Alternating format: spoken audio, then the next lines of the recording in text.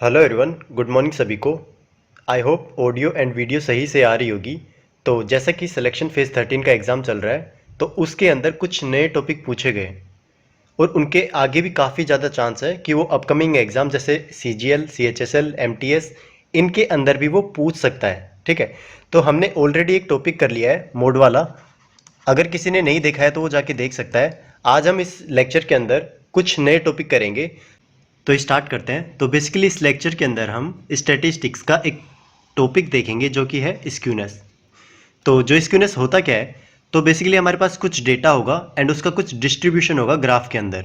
तो ये जो डिस्ट्रीब्यूशन होगा ना, उसकी एसिमेट्री बताने के लिए ये स्क्यूनेस काम आता है। ठीक है, तो जो डेटा हमारा जो डिस्ट्रीब्यूशन गिवन होगा ग्राफ के अंदर, उसकी एसिमेट्री बताने के लिए हम स्क्यूनेस का यूज़ करते हैं। ये हमें बताएगा कि हमारा जो गिवन डेटा है वो बैलेंस्ड है या फिर स्क्यूड है।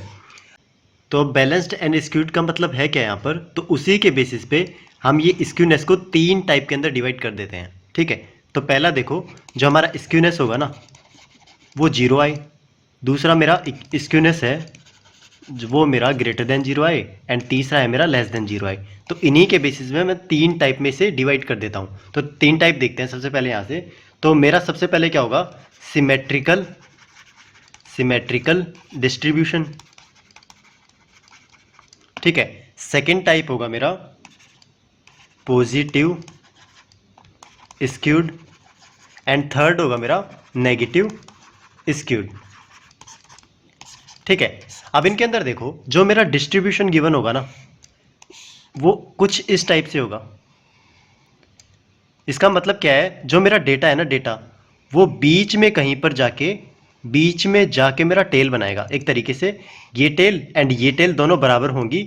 जो मेरा बीच वाला डेटा होगा ना वो मेरा मीन के ऊपर डिस्ट्रीब्यूट होगा। ठीक है, तो इस केस में जो मेरी चीज़ होगी ना, रिलेशन होगा, वो होगा mean equals to mode equals to median. तो ये मेरा इस केस में रिलेशन होगा इन तीनों के बीच में। एंड जो यहाँ पर स्क्यूनेस आएगा ना, स्क्यूनेस वो आएगा मेरा 0। तो ये चीज़ यहाँ पर ध्यान रखना। सेकंड होता है मेरा पॉजिटिव स्क्यूड।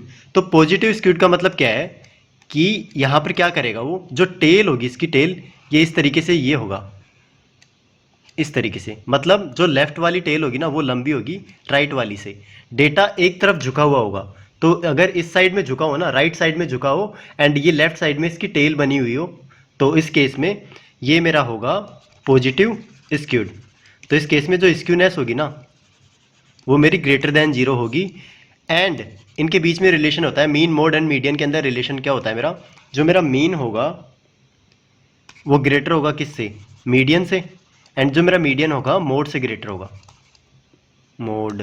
ठीक है, तो ये इन तीनों के बीच में रिलेशन होगा। एंड थर्ड मेरा होता है नेगेटिव स्क्यूड।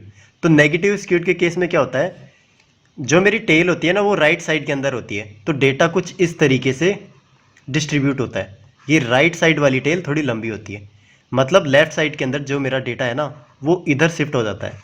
तो इस केस में जो मेरी स्क्यूनेस आएगी, स्क्यूनेस वो लेस देन 0 आएगी। एंड जो मेरा रिलेशन होगा mean is less than median is less than mode. तो ये मेरा इन तीनों के बीच में रिलेशन होगा।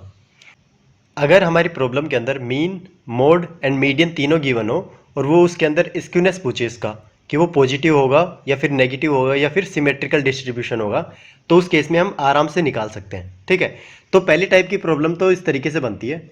अब नेक्स्ट चलते हैं। अब इसी को न्यूमेरिकल फॉर्म में एक्सप्रेस करने के लिए हमारे पास कार्ल पियर्सन्स कोफिशिएंट होता है। ठीक है, तो ये जो कार्ल पियर्सन्स कोफिशिएंट होता है ना, ये स्क्यूनेस को मेजर करने के लिए एक मेजर है एक तरीके से। ठीक है, तो ये 2 तरीके से फाइंड होता है।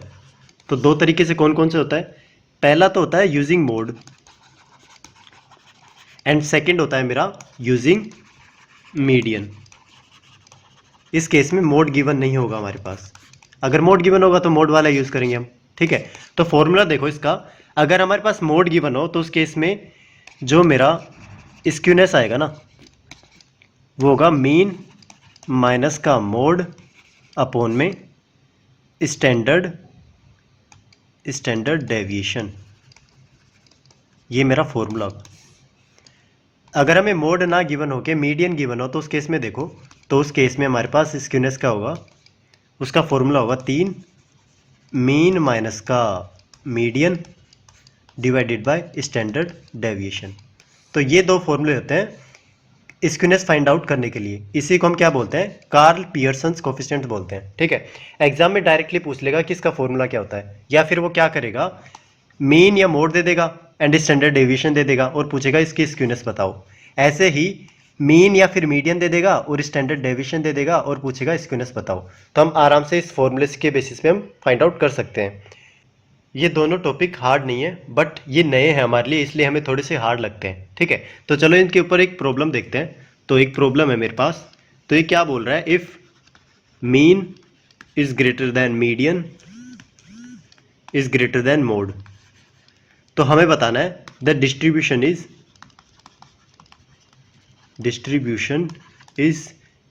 ऑप्शन है हमारे पास सिमेट्रिकल,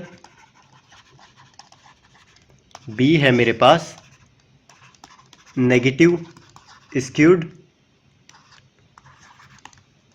सी है मेरे पास पॉजिटिव स्क्यूड एंड डी है मेरे पास यूनिफॉर्म।